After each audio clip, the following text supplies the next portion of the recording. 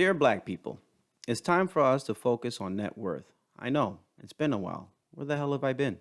I've been, behind the scenes working on growing the Instagram channel where I can disseminate the information as well as on YouTube. So I thank you to everybody who's been supporting and sending out the information to people who need it. I even bought myself a mic. So, one of the things I wanted to focus on today, though, was the conversation of net worth and why I think it's so important. I devoted this entire video to talking about net worth and why I think we as Black people need to focus on it more, especially since we're behind the eight ball so much. To be frank with you, I really hate when people come up to me and tell me what their credit score is because I can really care less, right? What I really want to know is how you are accumulating wealth and what your net worth is. So sit back, relax, grab yourself a drink because you may be depressed at the end of this. But hopefully you find this informative. And if you think it is, feel free to send it to other folks. Let's have some fun. So, what is net worth?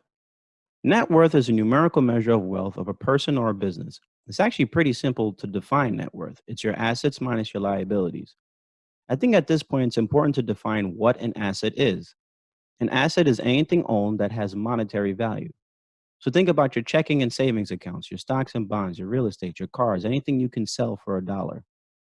On the other hand, liabilities are obligations that deplete your resources. So in this category, think of mortgages, credit card balances, student loans, car loans. Basically, a liability is debt. Yep. If you watched any of my videos, you knew this was coming. The boogeyman, the bane of my existence. That stupid, horrible word called debt. One of the things I've noticed over the years is that net worth gets misconstrued with income.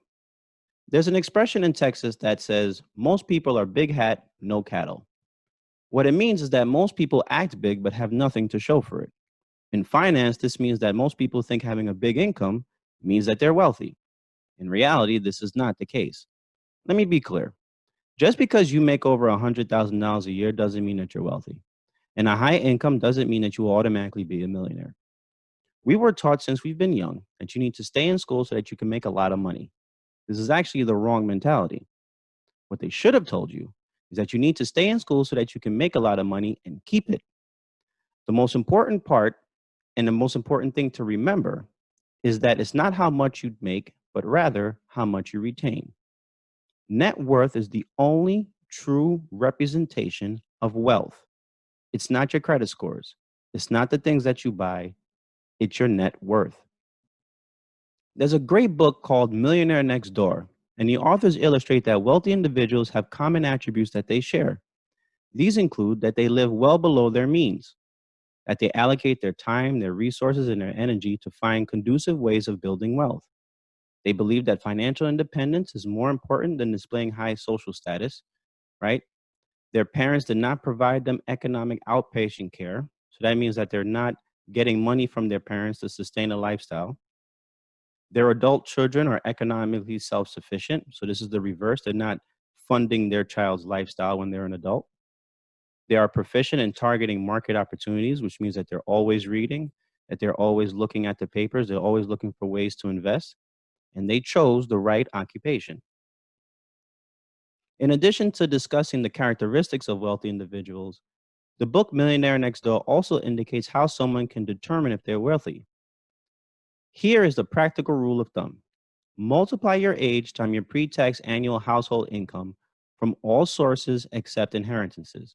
So for example, if you're 36 years old and you make $100,000 a year, this comes to $3.6 million. Take this number and divide it by 10. So in the example we noted, you would divide 3.6 million by 10 to get $360,000. Finally, subtract any inherited wealth, since this was actually not earned wealth. So if you have no inheritance, your net worth should be $360,000. At this point, you may be a little bit depressed. It gets worse. Using this calculation, you can determine what type of wealth accumulator you are. If your actual net worth is more than twice the level of expected, you would be a prodigious accumulator of wealth. Similarly, if your actual net worth is worth twice less than the level that you expect, you would be an under-accumulator of wealth. Now, here is something that most of us will not like. The majority of us The overwhelming majority of us are under accumulators of wealth. However, this can change over time as we pay down our debt and accumulate assets. Now, for some of us, our net worth is negative. This isn't a problem though, as long as you're actively working to change that around. Chances are it's negative because of debt. Yep, I mentioned it again. That horrible, horrible debt. Sue me. Let's take a look at some statistics from the Federal Reserve in 2017. The Fed did a survey of family net worth and they were able to separate this based on race. Before we go into the numbers, a quick note on why we're using the median instead of the mean. You see, the median is the middle point in the data set, while the mean is the average. We're using the middle point since the average can be skewed by extremes or outliers. So think of like very, very rich people and very, very poor people. Did I mention that I was a statistics major? Forgive me. On to the numbers. Glaringly, the median white non-Hispanics net worth is 10 times more than African Americans and 8 times more than Hispanics. To me, this is why African Americans and minorities should focus on net worth because we're so far behind as it pertains to wealth. When we start to dig into the numbers, we see that in terms of assets, the primary residence and retirement accounts make up almost twice as much in percentage terms of white non-Hispanics assets when compared to African Americans and Hispanics. Shockingly, a vehicle is the asset that has the highest ownership for all three categories.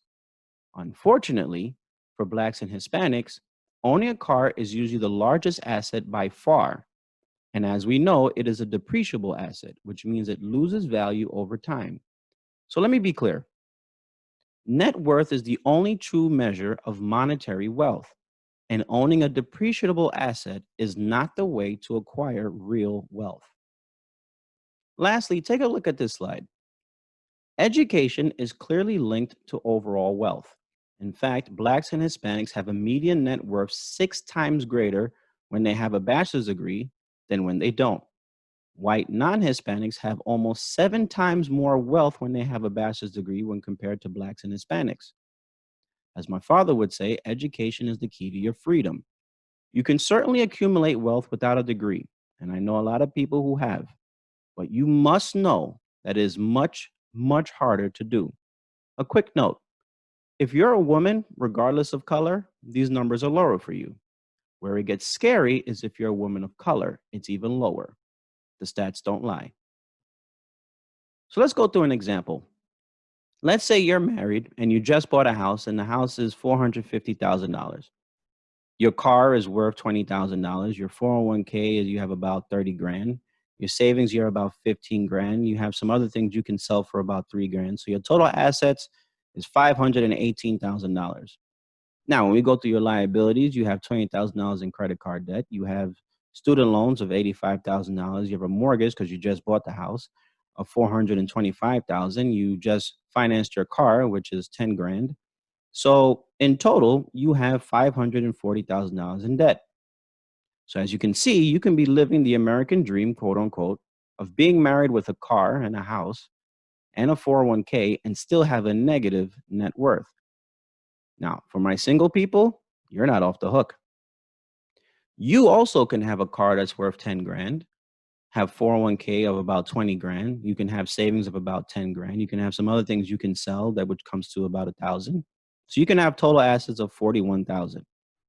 But your liabilities could be your credit cards, which is 10 grand, your student loans, which could be 45 grand, your car financing, which you still have some payments left on the car, so that's about 7K. Your total debt could be 62,000. So as you can see, less assets and less liabilities, but you can still run the risk of having a negative net worth. Let me mention that the primary reason that you have a negative net worth is because of debt. Okay, I promise this is the last time I bring up debt. I'm lying. No, it's not. Now, there's a good debate about whether you should include or not include your house in your net worth calculation. My advice is to calculate net worth with and without your real estate. The reason why is that your net worth can be a very high positive number when you include a house that has more equity than debt in it. But you could have no cash, right? You don't want to be house rich and cash poor because your house is an illiquid asset and you can't just sell it tomorrow. So, in my advice, calculate both net worths to make sure you actually have the proper cash on hand. So, I wanted to figure out a way to end this video. And I wanted to give you guys an example of how to think about your net worth. Let's take Michael Jordan, for example, who, in my opinion, is the greatest basketball player to have ever lived. And if you disagree with me, I really don't care. Anyway, the reason why I think Michael Jordan is the best basketball player of all time is that on any given night, he was the best offensive and defensive player on the court. Your net worth and your finances can be looked in the same light. See, everybody focuses on income, right? Which would be the offense, right? Everybody focuses on trying to make more money or flip money or do whatever it is to accumulate assets because that's the fun thing to do. All you got to do is watch the NBA right now and see that points is a lot better than defense, right? That's what attracts the eyes. It's the same thing with your income. People are more excited about getting a raise or getting more money than focusing on the defense, which is your expenses and your debt. But what you realize is that offenses wins games, but defenses wins championships. You see, it's your defense against your actual wealth that you want to concern yourself with. You want to make sure that you're reducing your expenses. You want to make sure that you're reducing your debt. Folks, there's no other way around this. There really is none. When you really look at the numbers and look at everything that I've tried to provide, there's really no other way around it. You have to get out of debt. Now, there are some people who are able to manage their debt appropriately and live their life the way they do. I'm not knocking those people, but for the majority of you, hell no. You need to get out of debt. You need to start figuring out your expenses better, and you need to make sure you're accumulating assets. If this sounds harsh for some people, I get it, and I apologize. But it's time that we started having real talk with each other as it pertains to our finances. So as always remember that a part of all that you earn is yours to keep.